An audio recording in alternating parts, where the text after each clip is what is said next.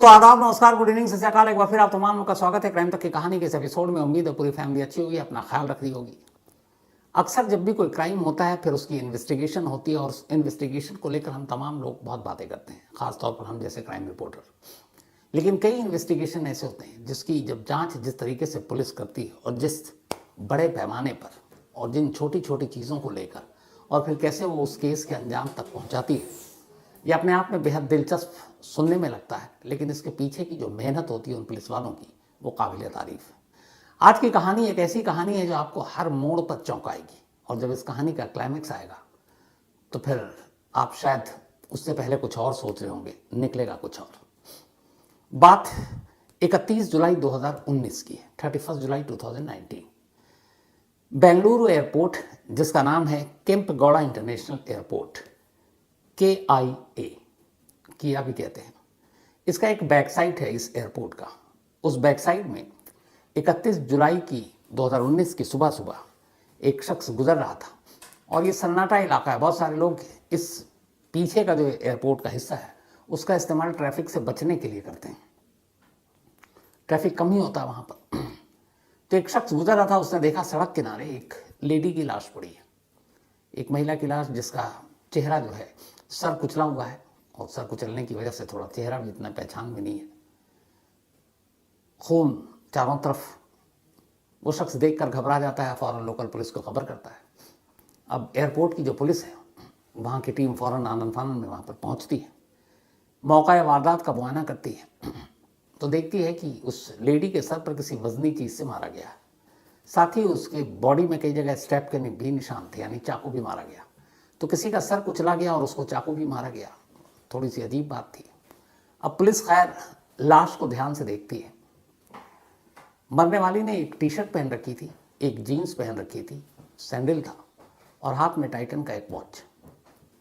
उसके पर्स या मोबाइल, बाकी ऐसी कोई भी चीज़ नहीं थी जिससे उस लेडी की शिनाख्त हो सकती थी। अब बेंगलुरु पुलिस के लिए बड़ा मुश्किल था कि पहले तो उस लेडी की शिनाख्त करें। अब वो चूंकि एयरपोर्ट के पास मिली थी, तो पहले तो ये था कि शायद ये कोई फ्लाइट पकड़ने वाली हो। दूसरा ये था कि एयरपोर्ट का बैक साइड है और लोकल लोग बहुत सारा उसका इस्तेमाल करते हैं, तो ये भी था कि ये निकलने के लिए इस रास्ते का इस्तेमाल कर रही हो बिना ट्रैफिक के। दिखने में लेडी का जो हुलिया और बाकी चीज़ें, उससे ये लग रहा था कि ये साउथ इंडिया की नहीं है, ये कहीं नॉर्थ इंडिया की है। लेकिन क्लू कुछ नहीं, न मरने वाली का नाम, न ठीक से चेहरा, कोई ऐसी चीज़ नहीं जिससे कातिल तो बात की बात है, पहले जो मरी है उसका ही आप उसकी सच्चाई निकाल लो। बेंगलुरु पुलिस के लिए चैलेंजिंग था ये काम।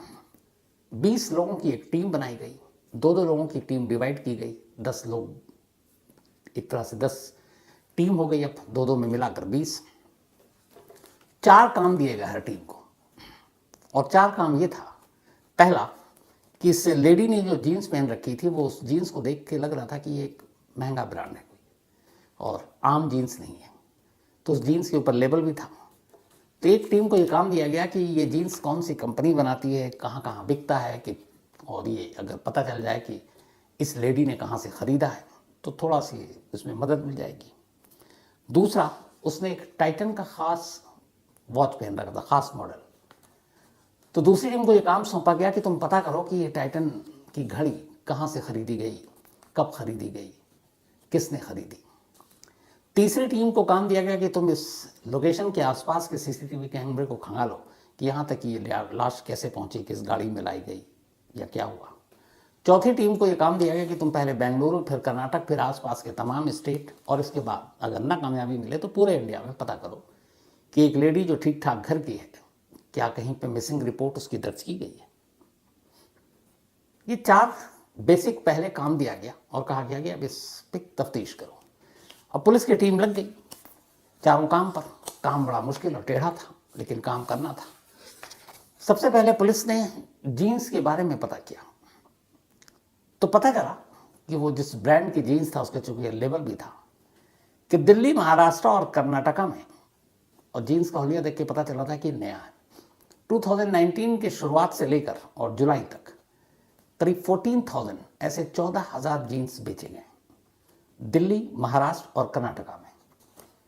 अब पुलिस यहाँ थोड़ी उलझी कि ये कर्नाटका की हो सकती है, बेंगलुरु है और महाराष्ट्र की भी हो सकती है, दिल्ली की भी हो सकती है, लेकिन कहाँ की ये पता नहीं। खैर, अब 14,000 जीन्स तो पता चल गया, लेकिन इस लेडी ने जो जीन्स पहन रखी थी उसका साइज़ क्या था, उसका साइज़ चेक किया गया तो पता चला कि उन 14,000 जीन्स में से 800 जीन्स उस साइज़ की बिकी है, दिल्ली, कर्नाटका और महाराष्ट्र में। तो 14,000 पहले टोटल, उसके बाद पता चला कि करीब 800 जीन्स उसके साइज़ की बिकी। तो अब फिगर आ गया 800 पे।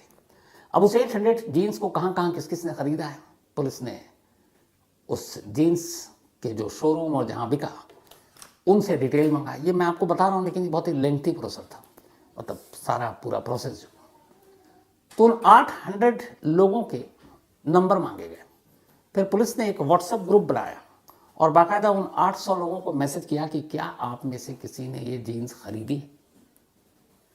अब इसमें से कुछ के रिप्लाई आए, कुछ के नहीं आए, कुछ को पुलिस वाले फ़ोन कर रहे हैं, मोबाइल स्विच है, बंद है, तो वो अलग दिक्कत आ रही है। लेकिन जीन्स पे इन्वेस्टिगेशन जारी है। उधर दूसरी टीम टाइटन वॉच पे लगी हुई है कि ये वॉच जो मॉडल है वो कहाँ बिकी, कैसे। तो पता चला कि ये टाइटन वॉच पिछले 1 साल में जिस मॉडल का उस डिकीज ने यानी मरने वाले लड़की ने पहन रखा था, 1400 घड़ियाँ टाइटन की उस मॉडल की 1 साल के दरमियान बिकी और ये देश के अलग अलग शहरों के शोरूम से बिकी। तब उनके नंबर निकाले गए कि भाई ये 1400 घड़ी खरीदने वाले कौन लोग हैं। जैसे जीन्स के निकाले गए 14,000 के, यहाँ तो फिर भी तादाद कम थी, तो लेकिन यहाँ फिर भी 1400 लोग थे। अब उन 1400 लोगों के नंबर निकाले गए, उनको फ़ोन करना शुरू किया गया, फिर उनके भी व्हाट्सएप ग्रुप बनाए गए और सबको मैसेज डाला गया कि ये घड़ी आपने खरीदी, आपका क्या नाम, पता, कहाँ के रहने वाले हो। अब उसमें भी बहुत सारे ऐसे थे जिनका कोई रिप्लाई ही नहीं आया, कुछ के फ़ोन बंद थे, लेकिन कोशिश जारी थी। उधर जो एक टीम सीसीटीवी कैमरे को खंगाल रही थी, उसे भी कामयाबी नहीं मिल रही थी। उसने देखा कि एक कार तो दिखी है दूर से, लेकिन बदनसीबी से उस कार का नंबर प्लेट नहीं आया और इसलिए उससे कोई जानकारी ही नहीं मिली। चौथी जो टीम लगी हुई थी तो पता चला कि कर्नाटक और आसपास में कहीं इस हुलिये की ऐसी लड़की की कोई मिसिंग कंप्लेंट ही दर्ज नहीं है। तो हर जगह से रास्ता बंद, पुलिस के आगे बढ़ने की कोई उम्मीद नज़र नहीं आ रही। इधर मीडिया में भी ये खबर कि बेंगलोर जैसे शहर में इस तरह से किसी एक लड़की के साथ ये वारदात हुई है। 2019 की बात है, सेफ नहीं है, तो इसको लेकर काफ़ी मीडिया का भी प्रेशर, पुलिस पे बेहद दबाव इस केस को सुलझाने का, लेकिन तमाम कोशिशें जारी है, कोई कामयाबी नहीं मिल रही है। तभी एक रोज़ अचानक पुलिस, जब ये सारी चीज़ों पे कोई कामयाबी नहीं मिली, तो पुलिस ने तय किया कि चलो एक बार और बॉडी को देखते हैं। अभी तक पोस्टमार्टम नहीं हुआ, मॉर्चरी में रखा हुआ मुर्दा घर में। कई बार, पहली बार में कई बार कुछ चीज़ें नज़रों से चूक जाती हैं। पुलिस की एक टीम, सीनियर अफसरों की टीम इस बार गई मुर्दा घर। अब उसने बॉडी को ध्यान से देखा कि शायद जीन से, घड़ी से, बाकी चीज़ों से कुछ नहीं पता चल रहा, कुछ बॉडी ही ऐसी कुछ निशानी हो जिससे कुछ पता चले। इस बार ध्यान से देखा पुलिस ने तो उसकी बॉडी में एक टैटू बना हुआ था जिस पे एस लिखा हुआ था। अब वो हाथ वाथ पे नहीं था, वो यहाँ गर्दन के नीचे था। तो जब उन्होंने देखा एस, तो पुलिस को लगा कि इस जो भी मरने वाली है इसका नाम एस से शुरू होता है। अब पुलिस ने जब ये मिला कि एस से है, तो उन्होंने उधर जो जीन्स थे 14,000, जिसमें से 800 उस साइज़ के खरीदे गए थे, इधर 1400 घड़ियाँ जिन्होंने खरीदी। अब पुलिस ने उन सबको दोबारा कांटेक्ट किया और पूछा कि क्या ये घड़ियाँ या जीन्स आप यहाँ से किसी एस नाम से जिन लोगों ने खरीदी, आप उसकी लिस्ट दे सकते हैं। अब जब वो एस नाम से लिस्ट मांगी गई, तब वो जो 800 थे और फिर 1400 थे, वो फिगर घटकर 115 हो गया कि इस नाम वाले 115 लोगों ने ये घड़ी खरीदी और इस नाम से करीब 200 लोगों ने ये जीन्स खरीदी। तो वो और भी कम हो गया लोगों तक पहुंचने का। अब इस दौरान में जब इस नाम से पता चला तो पुलिस ने फिर पता किया कि बेंगलुरु के इस एयरपोर्ट पर जहाँ पे ये लाश मिली थी, उस एयरपोर्ट से, चूँकि ये 31 जुलाई को लाश मिली थी, तो 29, 30, 31 किसी की फ़्लाइट थी जिसने ना पकड़ा, उसकी फ़्लाइट मिस हो गई हो और उसका नाम शुरू होता है एस से। लेकिन वहाँ भी कामयाबी नहीं मिली। पता चला ऐसा कोई नहीं, जितने भी इस नाम के टिकट की बुकिंग थी वो सब फ्लाइट लेकर गए, तो वहाँ भी नाकामयाबी। कुल मिलाकर पुलिस के लिए हर तरफ दरवाज़ा बंद। इधर प्रेशर बहुत ज़्यादा। पुलिस की टीम दिन रात लगी हुई है, जीन से लेके घड़ियाँ खंगाल रही है, सीसीटीवी खंगाल रही है, इस नाम के तमाम लड़कियों को खंगाल रही है, लेकिन कामयाबी नहीं मिलती। जुलाई का मामला था, अब अगस्त आ गया था, 7 दिन बीत चुके थे। 7वें दिन लाश बरामद होने के अचानक बेंगलुरु पुलिस के एक कांस्टेबल को एक फ़ोन आता है और वो अपने सीनियर अफसर को बताता है कि सर, ये जो लड़की मरी है इसको इसके हस्बैंड ने मारा है और उन दोनों के बीच में अनबन थी और कातिल वही, और उसी ने लाकर एयरपोर्ट के पास ये बॉडी डंप कर दी है। अब उसने बताया कि वो एक वहाँ पे इलाका है और जो नाम बताया उसने कातिल का, वो बताया कि एक नीला चंद्रा, उसने अपनी वाइफ को मारा। अब बेंगलुरु पुलिस ने कहा यार 7 दिन से भटक रहे हैं और यहीं अपना 2 थाना छोड़ के ये केस है, हमको पता ही नहीं है। गुस्सा भी आया, लेकिन ये हुआ कि चलो यार इतनी मेहनत की थी, केस खुल गया। तो उन्होंने कहा कि चलो उसके हस्बैंड को ढूंढते हैं। ये पहले वहाँ पुलिस स्टेशन पहुँचे तो पता चला कि हाँ 7 दिन पहले एक लेडी का मर्डर हुआ था, मुकदमा दर्ज है और उसके हस्बैंड ने मारा था। दोनों में अनबन थी।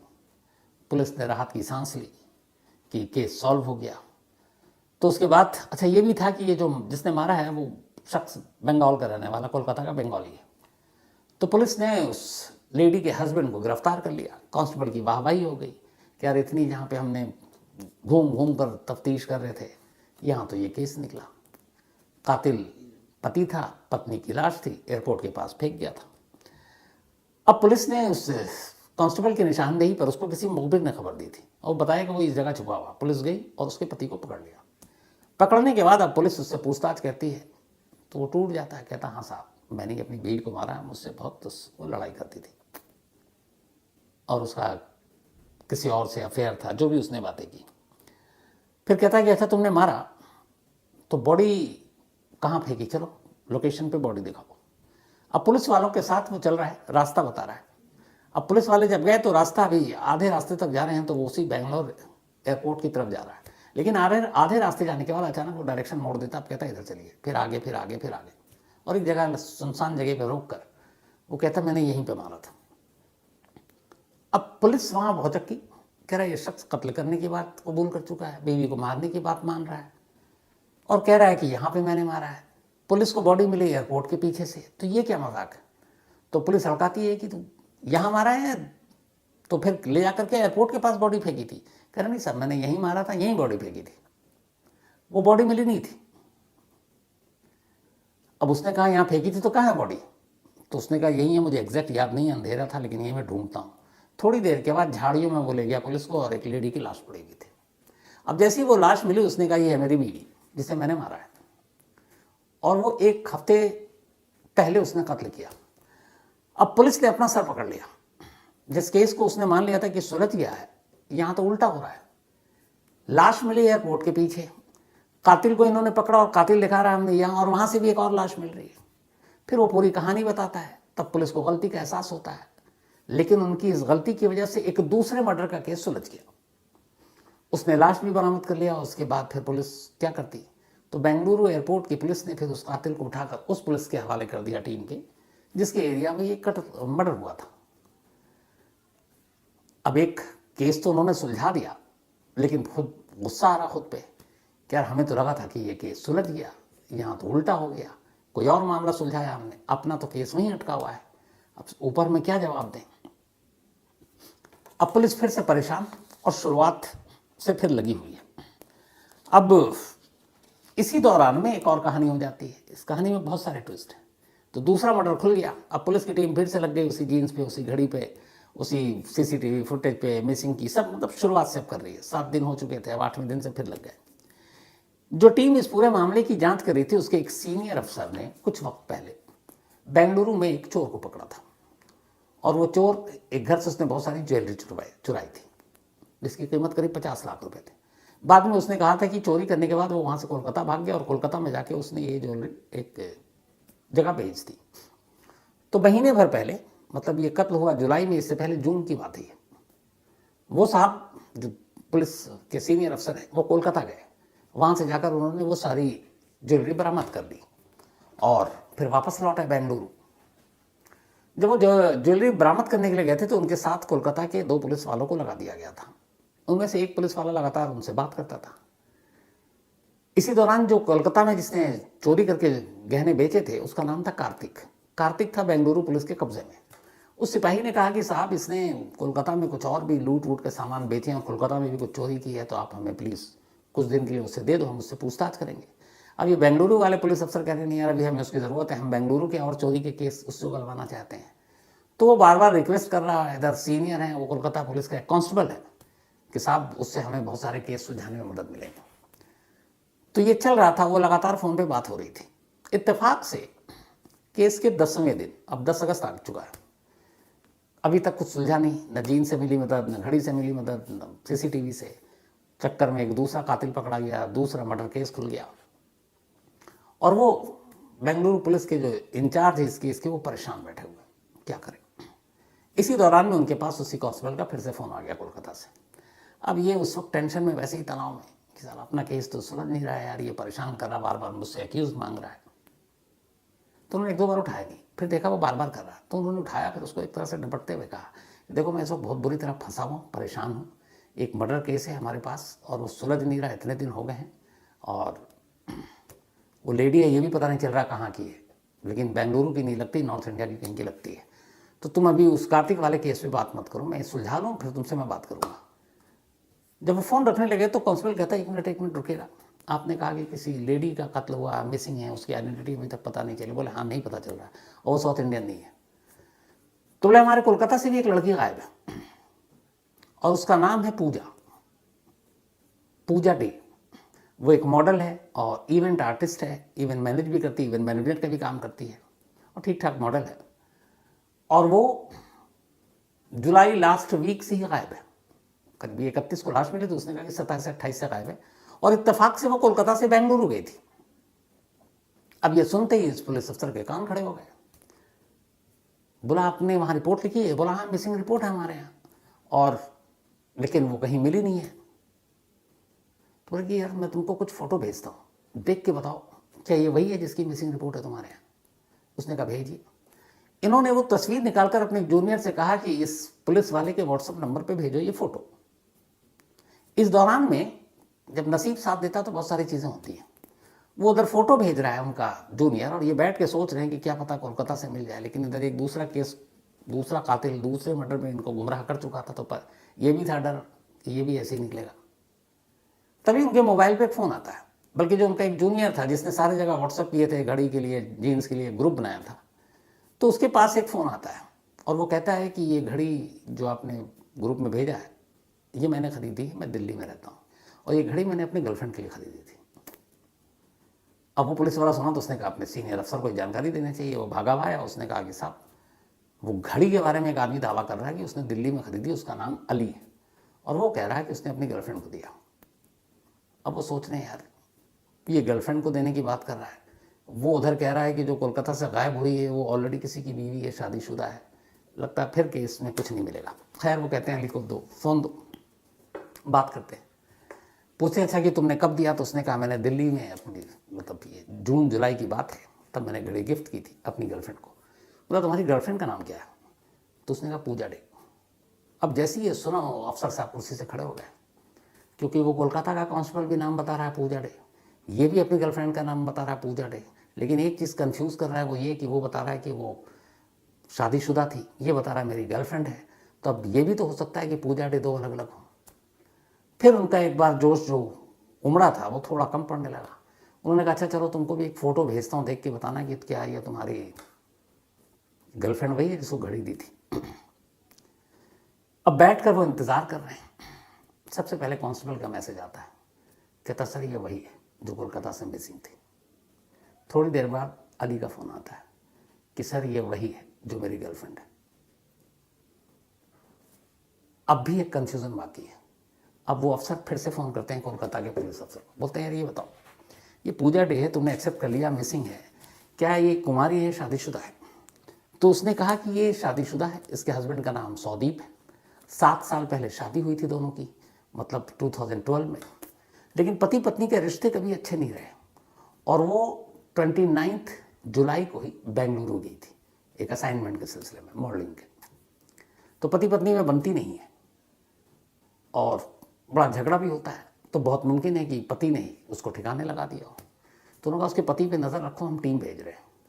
अब इधर अली को दोबारा फ़ोन मिलाया कि तुमने पहचान तो ली, पर ये बताओ ये कौन है तुम्हारी? तो उसने कहा मेरी गर्लफ्रेंड है। उसने कहा तुम्हें पता है ये शादीशुदा? उसने कहा हाँ साहब पता है, बट उसकी अपने हस्बैंड से बनती नहीं है और अगर वो डिवोर्स वोर्स हो जाएगा तो हम दोनों शादी कर लेंगे। अब इस पुलिस वाले को अली पे भी डाउट है। पति से झगड़ा हो सकता है, पति को अफेयर का पता चल गया और पति ने मार दिया। इधर अली को ये है कि पूजा से शादी करनी है और बीच में पति रोड़ा बन रहा है, तो अली और इन दोनों ने मिलकर एक प्लानिंग की हो। या फिर अली को गुस्सा आया हो कि पूजा ने उसको मतलब शादी नहीं करना चाहता, तो अली ने निपटा दिया है। लेकिन अगर अली ने निपटाया तो फिर क्लेम क्यों कर रहा है कि उसने ये घड़ी उसको दी थी? खुद पुलिस को फ़ोन क्यों कर रहा है? मतलब हर तरफ से उलझन। खैर, इसके बाद पूजा डे के घर वालों को, माँ बाप तक ये खबर पहुंचती है, उनको बेंगलुरु बुलाया जाता है। वो लोग जब बेंगलुरु आते हैं फिर उन्हें मॉर्चरी ले जाता है और मॉर्चरी में ले जाने के बाद लाश दिखाई जाती है। माँ बाप पहचान देते हैं, वो कहते हैं हमारी बेटी है। अब ये साफ हो गया कि जिस की तलाश में इतनी सारी मशक्क़त करनी पड़ी वो कोलकाता की रहने वाली एक मॉडल पूजा डे थी। लेकिन अभी आधा काम हुआ था। मरने वाले की शिनाख्त हो चुकी थी, लेकिन कातिल कौन? अब पुलिस के लिए सस्पेक्टेड फिलहाल के लिए दो सामने खड़े हुए हैं। एक पूजा डे का हस्बैंड, उसके ऊपर शक करने की वजह क्योंकि उनमें बनती नहीं थी।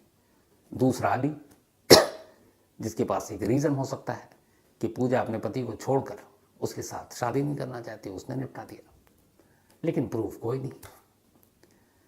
अब पुलिस परेशान, लेकिन फिर पुलिस ने कहा कि चलो अब ये तो पता चल गया कि ये पूजा है, तो पूजा के कॉल डिटेल यानी कि मोबाइल का नंबर भी पता चल गया। पुलिस ने कहा आप कॉल डिटेल में झांकते हैं। अब पुलिस ने कॉल डिटेल में झांका। जब कॉल डिटेल में झांका तो उसमें ना अली ना उसके पति, इसके बारे में कोई ऐसी सस्पिशियस चीज़ पता नहीं चली। लेकिन कॉल डिटेल में झांकने के बाद पुलिस को कुछ अहम सुराग मिले। ये पता चला कि वो जब बेंगलुरु आई तो बेंगलुरु आने के बाद एक सहारा होटल है जहाँ पे उसने चेक इन किया और वो वहीं पे रहा करती थी, तब रुकी थी। 29 जुलाई को वो पहुंची थी और फिर उसने वहाँ से ओला कैब लिया था एक दो बार जाने के लिए। 31 को उसको कोलकाता लौटना था। 31 की सुबह 4:15 बजे उसे होटल से निकलना था। अर्ली मॉर्निंग की फ्लाइट थी। रात को उसने एक ओला का कैब बुक कराया, उसके बाद वो होटल आ गई। लेकिन हैरत अंगेज तौर पर सुबह होटल से जब उसे जाना है एयरपोर्ट, और इससे पहले वो जो 2 दिन रही, उस 2 दिन में उसने अलग अलग ओला कैब से सवारी की। कोई गाड़ी नहीं थी उसके पास और सभी बार अपने मोबाइल के ऐप से उसने बुक किया था। वो ऐप की हिस्ट्री आ गई सामने। लेकिन एयरपोर्ट जाने के लिए उसके मोबाइल से या उस मोबाइल ऐप से किसी भी ओला या उबर कंपनी से कोई गाड़ी बुक नहीं हुई। अब ये बड़ी अजीब बात थी कि गाड़ी बुक नहीं हुई, लाश एयरपोर्ट के पीछे मिल रही है, तो ये माजरा क्या है? पुलिस की टीम होटल पहुंची।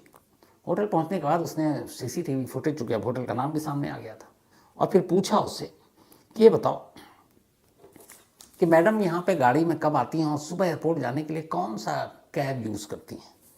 तो होटल वाला बताता है कि साहब रात को वो ओला से आई थी, सीसीटीवी फुटेज में नंबर है, लेकिन सुबह जब वो जा रही थी तो वही कैब वाला आया था जो रात को आया था और वही लेकर चला गया। अब सवाल ये कि अगर वही आया तो फिर सुबह की बुकिंग पूजा ने क्यों नहीं कराई? आप कभी भी अगर ओला ओवर आप यूज़ करते हैं तो आपको जितनी बार ट्रैवल करना, हर बार आपको उस ऐप पर जाकर बुक करना अपना ड्राइव। रात का तो है जाने का और होटल आने का, लेकिन होटल से एयरपोर्ट जाने के लिए वो ओला लेती है, लेकिन उसके बावजूद वो बुक नहीं करती है अपने उससे। तो अब ये हुआ कि सुबह गई किससे? फिर वो सीसीटीवी होटल का ठिकाना गया तो पता चला कि जिसने रात को उसको ड्रॉप किया था उसी कैब ड्राइवर ने सुबह उसे पिक किया। उसे लेने के लिए वही आया, लेकिन विदाउट ऐप की बुकिंग के। अब ऐसा क्यों हो सकता है और कैसे हो सकता है? मुमकिन है। मुमकिन ऐसे है कि कई बार लोग ये कहते हैं कि आप करेंगे तो इतना है, आप सस्ते में मैं आपको छोड़ दूंगा, तो आप कहाँ बुक करा रही है और आपने बता दिया आपको इतने बजे एयरपोर्ट है, मैं पहुँच जाऊँगा मैम राइट टाइम पर। तो ये हो सकता था। खैर, अब वो नंबर आ गया। अब पुलिस ने उस नंबर के थ्रू नाम और वो सारी चीज़ें निकाली तो पता चला नागेश नाम का एक 22 साल का लड़का है जिसकी ये कैब थी। उसका एड्रेस था पुलिस उसके घर पहुंची, वो आराम कर रहा था घर में। पुलिस ने उसको दबोचा, उठाया, लाया, पूछताछ की। 5 घंटे में केस खुल गया। उसने बताया कि उसने 2 बार उसकी गाड़ी में सफ़र किया और नागेश के एक भाई ने एक और गाड़ी ईएमआई पर खरीदी, लेकिन ईएमआई के पैसे भरने के लिए उसके पास पैसे नहीं थे। तो उसे लगा कि क्या करें, गाड़ी वापस चली जाएगी। तो उसने जब 2 बार पूजा को अपनी गाड़ी में घुमाया तो उसे ये पता चल गया पूजा के कपड़ों से, बातचीत से, कि अमीर है और इसके पास अच्छे खासे ज्वेलरी और कैश वैश होंगे, एटीएम कार्ड में भी ठीक ठाक पैसे होंगे, दिखने में भी खूबसूरत थी, उसकी नीयत भी बेईमान हुई। बस उसने उसी को लूटने का फैसला कर लिया। 31st की लेट नाइट ये उससे इसी नीयत के साथ कहता है कि आप बुक मत करना, मैं लेने आ जाऊंगा। क्यों? वो नहीं चाहता था कि ये रिकॉर्ड पर आए कि बुकिंग ये हुई थी, ड्राइवर ये था। तो सब कुछ चोरी छुपे। पूजा को भी लगा चलो कुछ पैसे बच जाएंगे, उसने भी, और ड्राइवर भी ठीक ठाक था, उसने कहा ले चलो। अब चूंकि 5:15 बजे वो निकली, रात को लेट पहुंची थी, नींद पूरी हुई नहीं थी, कैब वाला उसको लेकर जा रहा है। फिर उसने बता दिया था कि इधर ट्रैफिक मिलता है, रात को इंटरनेशनल फ्लाइट्स बहुत आती हैं, सड़क जाम होता है, तो हम पीछे वाले रास्ते से चलेंगे, वहाँ ट्रैफिक नहीं होता है। उसने भी उस पर भरोसा किया।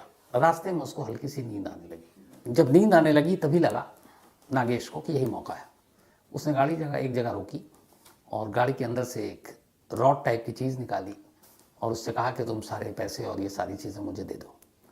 वो घबराई, लेकिन उसने मुकाबला किया। उसने बोला मैं शोर मचाऊंगी। वो डर गया, उसने उसके सर पे मारा। तब भी उसने हिम्मत दिखाई और वो गाड़ी से एक दरवाज़ा खोलकर बाहर भागने लगी। फिर ये पीछे भागा और भागने के बाद इसके पास चाकू था, पूरी तैयारी से आया था। फिर उसने उसको 4 बार चाकू पे हमला किया। जब वो गिर गई, फिर वहीं पे एक और वजनी पत्थर था, उसने पत्थर उठाया और उसके सर पे मारा। इसके बाद उसने उसके सारे जो शिनाख्ती कार्ड, उसके पर्स, सब कुछ वो अपने साथ ले गया। जाने के बाद एटीएम से उसके पैसे भी निकालता है। बस वो घड़ी देखना भूल गया था। और ये सब कुछ करने के बाद वो आराम से अपने घर चला जाता है। और जब 7, 8, 10 दिन बीत जाते हैं तो उसे लगा कि वो कहीं सामने आया ही नहीं है, उसका कहीं नाम भी नहीं है, उसने बुक भी नहीं कराया, तो वो पकड़ में नहीं आएगा। लेकिन आखिर में पकड़ा गया। लेकिन जब क्लाइमेक्स आया तो खुद पुलिस को भी हैरानी हुई कि उसने क्या क्या सोचा था। एक दूसरा कत्ल इस केस के चक्कर में खुल गया। एक पति लगातार रेडार पर था और उससे पूछताछ और कड़ी इंट्रोगेशन की तैयारी चल रही थी। एक बॉयफ्रेंड था जिसके ऊपर शक हुआ, उसको दिल्ली से बेंगलोर लाने की तैयारी चल रही थी। लेकिन कातिल एक गुमनाम निकला जो कुछ हजार रुपए लूटने के लिए और उसकी मंशा रेप भी करने की थी। इस वजह से पूजा की जान चली गई। तो यह थी आज की कहानी बेंगलुरु की। जैसा मैंने शुरू में कहा, कई बार जो पुलिस केस सुलझाती है बड़ा आसान लगता है हमें, लेकिन जब वो स्टेप बाय स्टेप एक एक चीज़ को फॉलो करते हैं, जैसे छोड़िए आप सिर्फ एक सीसीटीवी कैमरे को, हमने तो बोल दिया, आपने सुन लिया। 400, 500 सीसीटीवी कैमरे को, एक तो हर कैमरे को नज़र रखना रास्ते में कहाँ कहाँ है। फिर जब वो कैमरा मिल जाए तो उस टाइम के हिसाब से उसके फुटेज को देखना, मतलब 2-2 घंटा बैठकर। इसका तजुर्बा है मुझे, हम लोग ऑफिस में बैठते हैं, कई पुराने हमें आर्काइव से फुटेज निकालने होते हैं अपनी स्टोरी के लिए। 1-1, 1.5, 2-2 घंटे, उसके अलावा जाने कितने टेप देखने पड़ते हैं। मतलब मुझे याद है मैंने 6-6 घंटे निकाल दिए होंगे टेप देखने में। तो वो तो वहाँ पे इन्वेस्टिगेशन चल रहा है, कितने सैकड़ों सीसीटीवी कैमरे देखने, जाकर दुकान दुकान मोबाइल से व्हाट्सएप ग्रुप बनाकर जीन्स की घड़ियों का पता कराना, कोलकाता में डील करना, दिल्ली में डील करना, मिसिंग पर्सन की अगर आप करें तो वो सारे रिकॉर्ड खंगालना, मंगाना। सच में बहुत ही मेहनत का काम होता है, और जब अच्छा काम होता है तो फिर तारीफ ज़रूर पुलिस की होनी चाहिए। ये वो काम था जिसके लिए बेंगलुरु पुलिस तारीफ की